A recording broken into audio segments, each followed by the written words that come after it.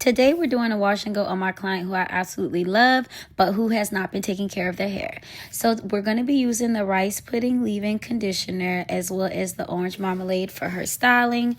My girl has been in braids for at least the last 2 to 3 months. So I wanted to make sure that we are adding in a lot of moisture as well as getting some really good definition when it comes to her wash and go. So I'm wetting each section, working that orange marmalade in small sections, y'all. The smaller the sections, the better the definition we have. You also want to make sure that if you see that the hair is starting to dry, please re-wet it with water. Water and product equals better definition. Once everything is done, please don't be like me pulling these curls when they're still wet. Let them set underneath the dryer thoroughly and bam, we are done. I added a little bit of oil for shine and she is good to go, y'all. Might I add that this wash and go lasted her 2 whole weeks. 2. Can't get any better than it.